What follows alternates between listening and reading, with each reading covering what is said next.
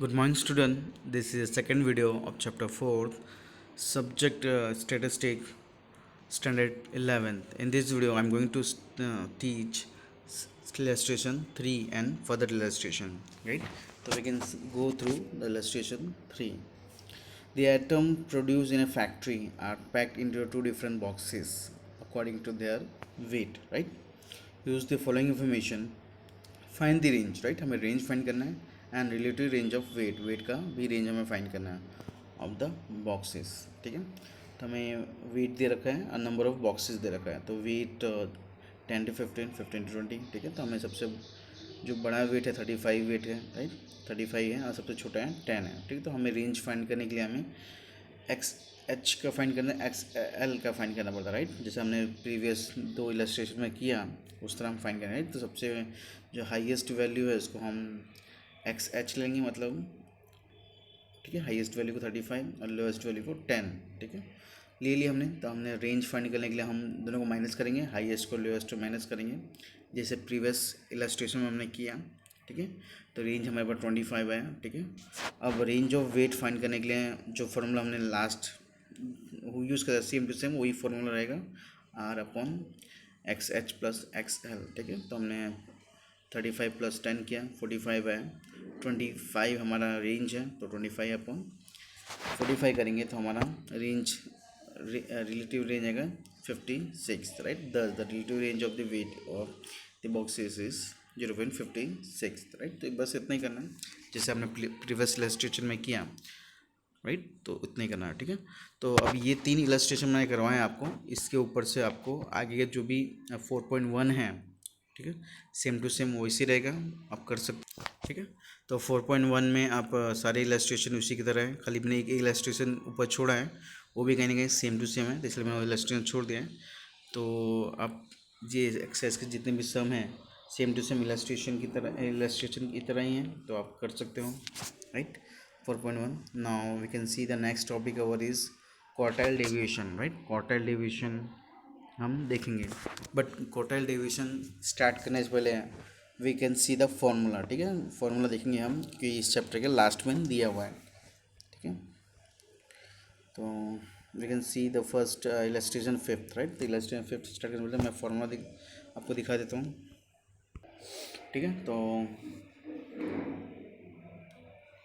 Quartile deviation का formula ये right, Q4 is equal to Q3 minus Q1 upon 2. ठीक है, एंड सेकेंड को एक और चीज़ फाइंड करना है, quartile of sorry coefficient of quartile find करना है. Deviation is equal to Q3 minus Q1, Q3 minus Q1.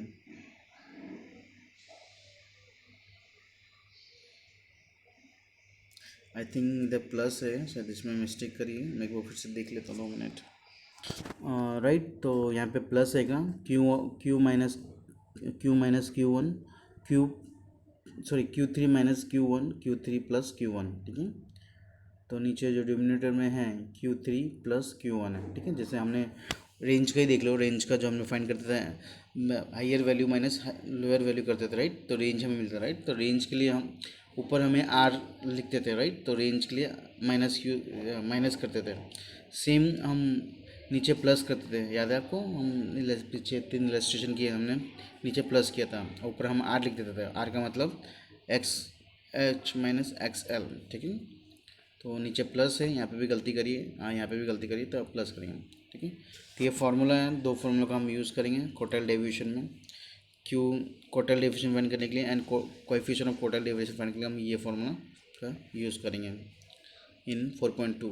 तो we can see the illustration 5th.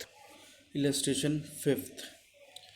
A bus operator get the following number of passenger in 10 trip on a day. Find quartile deviation and coefficient of quartile deviation. ठीक है, हमें quartile deviation भी find करना है जिसका हमने formula पीछे देखा, एंड quartile deviation भी फाइंड करना है जिसका फॉर्मूला हमने भी उस लिस्ट में देखा जो पेज इस चैप्टर के लास्ट में आपको मिल जाएगा. ठीक है, of the number of passenger from the following data. ठीक है, तो ये 10 ट्रिप के पैसेंजर हैं. फॉर एग्जांपल फर्स्ट ट्रिप जब भी बस ने उसला गया तो उसको 19 पैसेंजर मिले, सेकंड ट्रिप में 25. तो इस तरह 10 ट्रिप के पैसेंजर के डेटा दिए हैं. ठीक है, उसको हमने अरेंज सॉरी इंक्रीजिंग ऑर्डर में, मतलब असेंडिंग ऑर्डर में हमने उसको एडजस्ट कर लिया। ठीक है, अब हम फाइंड करेंगे अपना फर्स्ट क्वार्टाइल डेविएशन, उसके बाद कोएफिशिएंट ऑफ क्वार्टाइल डेविएशन। तो क्वार्टाइल डेविएशन फाइंड करने के लिए हमें, राइट, क्वार्टाइल डेविएशन किस तरह हम फाइंड करते हैं, तो ये रहा क्वार्टाइल डेविएशन फाइंड करने का Q3 minus Q1/2, right. Quartile deviation find करने का फॉर्मूला क्या था, Q3 माइनस Q1/2, राइट। तो हमें Q3 एंड Q1 फाइंड करना है। अब Q3 Q1 फाइंड करने के लिए क्या करना पड़ेगा हमें, n+1, ठीक है, हमारा n 10 है, right. n-1/4 is 2.75। No, we can find the quartile 1, right. Quartile 1 and quartile 3, right, ये हम फाइंड करते थे चैप्टर नंबर 3 में, राइट। हमने देखा होगा एक एक्सरसाइज थी जहाँ पे क्वार्टाइल 1 फाइंड करने के लिए हमने ये फॉर्मूला यूज़ किया था n+1/4, एंड क्वार्टाइल 3 फाइंड करने के लिए हमने n+1/4 एंड 3 यूज़ किया था, राइट। जैसे वहाँ पे मीडियम था, क्वार्टाइल डेविएशन, फिर स्टैंडर्ड डेविएशन, ये सब बहुत से चैप्टर 3 में जाओगे आप तो ये हमने ऑलरेडी फाइंड कर चुके हैं। ठीक है, तो क्वार्टाइल फाइंड करने के लिए हमने ये फार्मूला यूज़ किया था। सेम फार्मूला हम यहाँ पे भी यूज़ करेंगे, राइट। क्वार्टाइल 1 फाइंड करने के लिए n+1, ठीक है, एंड हमारा 10 है, +1 करेंगे तो 11/4, तो 2.75 ऑब्जर्वेशन आया, राइट। अब जब भी ऑब्जर्वेशन आता था तो हम ऊपर जाके नंबर सेलेक्ट करता था, मतलब सेकंड ऑब्जर्वेशन कौन सा है, 5 और 8 मतलब 8 सेकंड ऑब्जर्वेशन है, तो इस तरह हम कुछ लिखते थे जैसा आपको याद आया तो, ठीक है।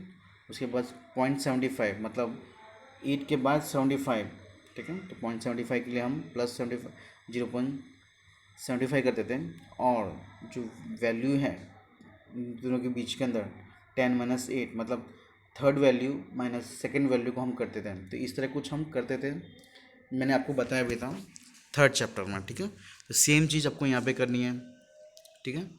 क्यों ऐसा करना पड़ता है, क्योंकि ये अगर सिर्फ यहाँ पे सिर्फ सेकंड होता, राइट, सेकंड ऑब्जर्वेशन होता तो हम 8 लेके छोड़ देते हैं, या थर्ड सिर्फ फोर्थ ऑब्जर्वेशन होता हम 12 लेके छोड़ देते हैं, बट 8.75 है तो हम सेकेंड ऑब्जर्वेशन लेना पड़ेगा, राइट। सेकेंड जो 8 है, राइट, आपको यहाँ से नहीं लेना है, आपको इसमें से लेना है जो हमने असेंडिंग में करा है उसको, ठीक है।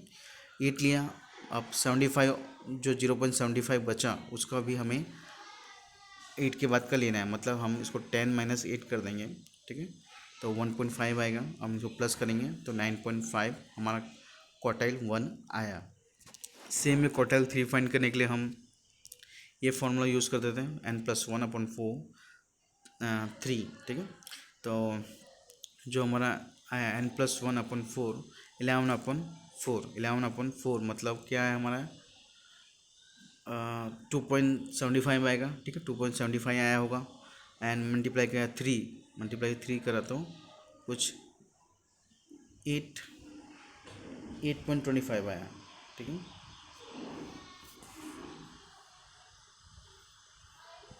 ठीक है, तो हमने n+1/4 किया तो कुछ 2.75 ऑब्जर्वेशन आया होगा, मल्टीप्लाई बाई 3 किया तो हमारे पास 8.25 ऑब्जर्वेशन आया। मतलब हम ऑब्जर्वेशन में 8 नंबर का जो भी नंबर है उसको हम लेंगे, तो 8 नंबर का नंबर कौन सा है आप यहाँ देख सकते हैं, ठीक है।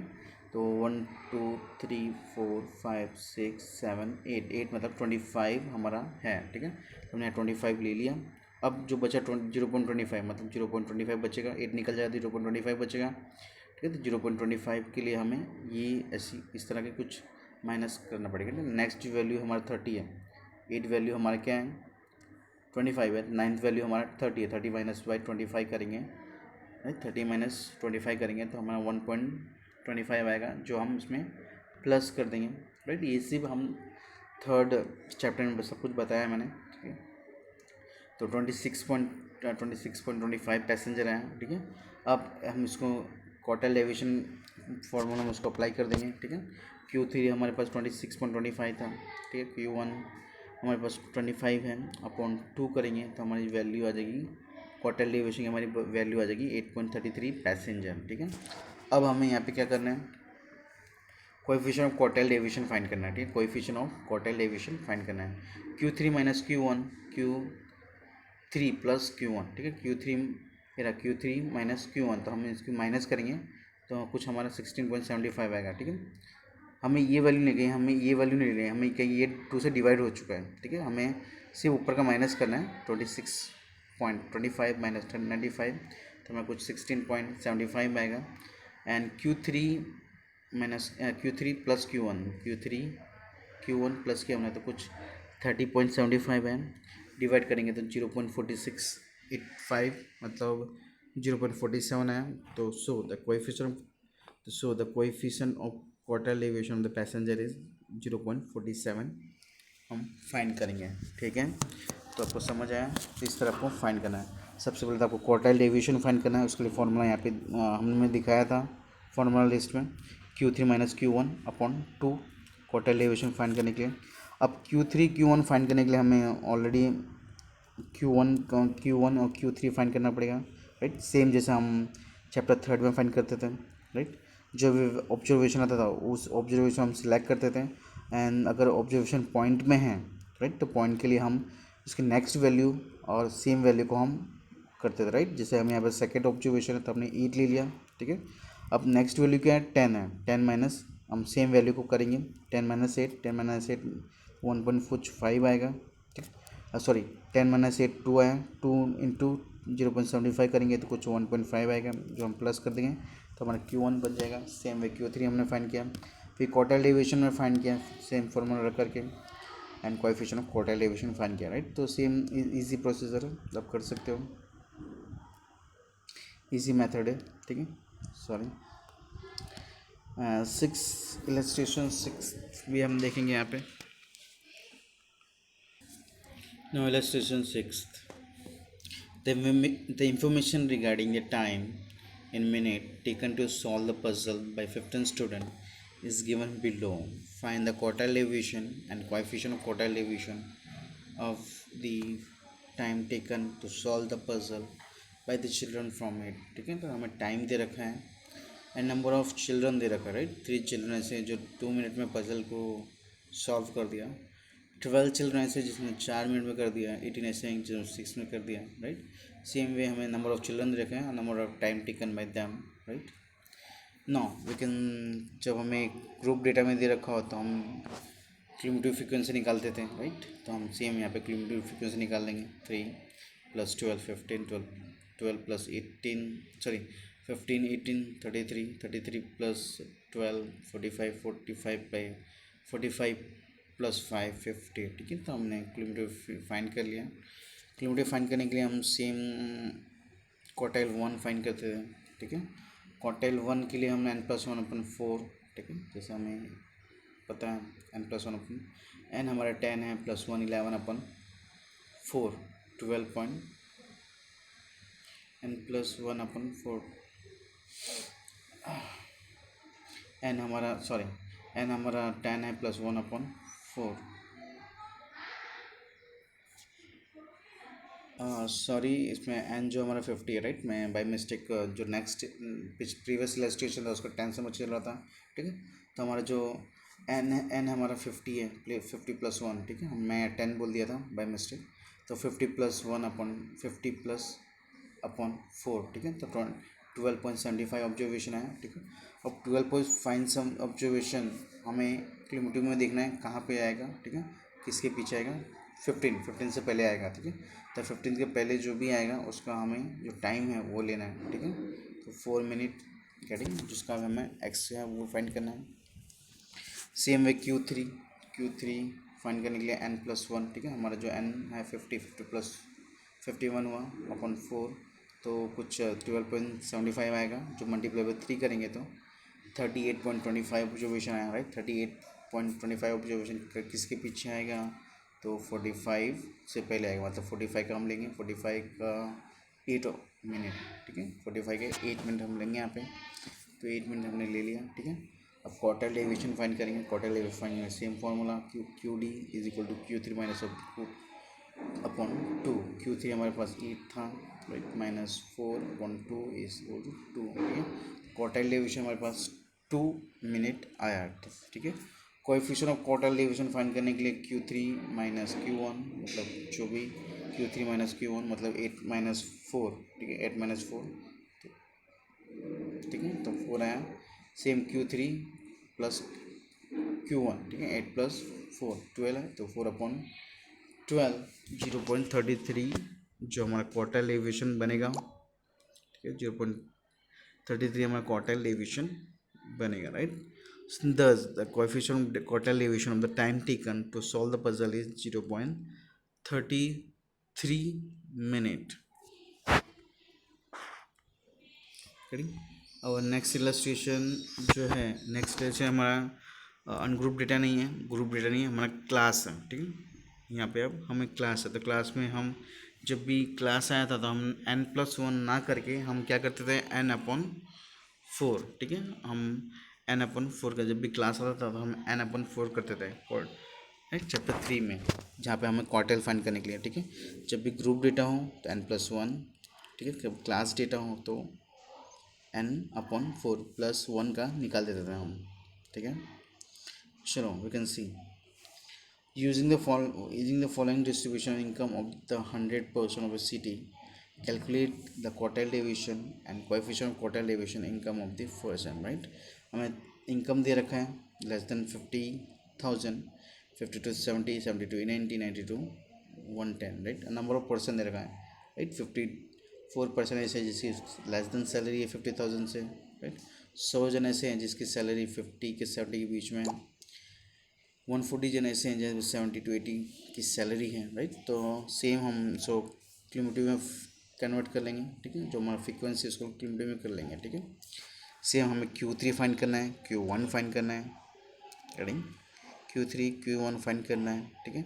और जब भी क्लास आता था तो Q1 फाइंड करने के लिए हमारा फॉर्मूला चेंज हो जाता था। Q3 फाइंड करने का हमारा फॉर्मूला कुछ इस तरह आता था, right. Q1 = L+1 upon n/4 minus CF/F into C, right. तो कुछ इस तरह हम फाइंड करते थे। सो क्वार्टाइल 1 फाइंड करने के लिए n+1, ठीक है। तो 250 ऑब्जर्वेशन है, 250 ऑब्जर्वेशन कौन सा आएगा, 250 ऑब्जर्वेशन किससे पहले आएगा, तो 294 का ऑब्जर्वेशन से पहले आएगा, मतलब 294 का ऑब्जर्वेशन लेंगे, मतलब हमारा क्लास है 70 90 का लेंगे, ठीक है। तो हमारा यहाँ पे क्लास क्या बना, 70 90, राइट। 250 ऑब्जर्वेशन के सामने 70 90 क्लास बना, ठीक है। अब हमने ये इसलिए किया कि हमें क्लास मिले, राइट, क्लास मिले, ठीक है। अब क्वार्टाइल 1 फाइंड करेंगे। एल हमारा मतलब लोअर क्लास लेना है 70, ठीक है। यहाँ पे हमें नीचे दे रखा है, ठीक है। एल मतलब हम जैसे लेते थे लोअर क्लास 70 लेते थे, एल = 70। n/4 मतलब n/4 हमने जो ऊपर फाइंड किया 250। CF हमारा 154 है, वो किस तरह निकलेगा, CF हमारा जो 154 है previous class of cumulative frequency, right. Previous class मतलब हमारा जो प्रीवियस क्लास क्यूमुलेटिव फ्रीक्वेंसी होगा, एंड उसके बाद एफ जो हमारा 40 है मतलब फ्रीक्वेंसी, ठीक। एफ हमारा 40 है फ्रीक्वेंसी, राइट। एंड सी हमारा जो क्लास है 20 का क्लास है। एक बार फिर से बोल देता हूँ, ठीक है। एल के लिए हमने लोअर क्लास फाइंड किया, इसके ऊपर से 250 के ऊपर से हमने लोअर क्लास फाइंड किया 70, ठीक है। ये वाला क्लास हमने लिया तो यहाँ पे लोअर क्लास 70 है, तो 70 ले लिया। n4 हमने ऊपर फाइंड किया था, n4 250, तो 250 हो गया। CF हमारा प्रीवियस मतलब क्यूमुलेटिव फ्रीक्वेंसी में प्रीवियस क्लास जो हमने सिलेक्ट किया, इसकी लाइन का प्रीवियस क्लास, राइट। ये लाइन का हमने सिलेक्ट किया, इसकी लाइन का प्रीवियस क्लास कौन सा है, 154, तो CF हमने 154 ले लिया, ठीक है। Same way frequency, same line में फ्रीक्वेंसी लेनी है 140, क्लास 20 है, राइट। सेम डेटा हम इनपुट पुट करेंगे इसमें, राइट। 70 + 250 - 154 upon 140 × 20, right. तो हमारा वैल्यू कुछ 83.71 आएगा, जो हमारा Q1 है, क्वार्टाइल डेविएशन 1। सेम वे हमें Q3 भी फाइंड करना है, राइट। Q3 फाइंड करने के लिए हमें n+1 मतलब 250 आएगा, 250 × 3 करेंगे तो हमारा कुछ 750 हो जाएगा, राइट। अब 750 का ऑब्जर्वेशन कौन सा है, इसमें हमें देखना पड़ेगा 750 का ऑब्जर्वेशन कहाँ पे आएगा, तो 750 का ऑब्जर्वेशन 824 से पहले आएगा, मतलब 750 का ध्यान से सुनो, 750 का ऑब्जर्वेशन 854 के पहले आएगा, मतलब हम इस पूरे रो को हम क्या कर लेंगे, टिक कर लेंगे। ठीक है, अब हमारा यहाँ पे क्या लोअर क्लास क्या बनेगा 110 130 राइट। तो यहाँ पे लोअर क्लास क्या हो जाएगा, लोअर क्लास क्या है 110, तो L इज इक्वल टू 110 हो गया। हमारा CF मतलब पीछे का प्रीसीडिंग क्लास हम लेंगे 594 राइट। हमारा F 230 बनेगा गेटिंग। तो हम वहाँ पे देख लेते हैं राइट।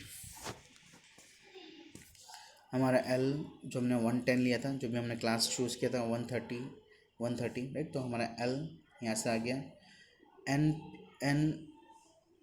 3n+1 750 हो गया, जो हमने यहाँ करेंगे। CF हमने बोला प्रीवियस क्लास लेना है 554, F 230 जो हमने फ्रिक्वेंसी में से लिया सेम लाइन में से, C हमारा 20 मतलब हम क्लास 20 है। ठीक है, तो हम सब यहाँ पे पुट करेंगे। हमारा Q3 भी आ जाएगा। Q3 आने के बाद आपको टोटल डेविएशन का फॉर्मूला लगाना है Q3 माइनस Q1 राइट। तो आपका टोटल डेविएशन में आ जाएगा 19.93 राइट। सेम हमें Q3 minus Q1 upon Q3 plus Q1 लगाएंगे तो हमारा quartile coefficient of quartile deviation भी आ जाएगा। ठीक है, ये तो सेम रहेगा।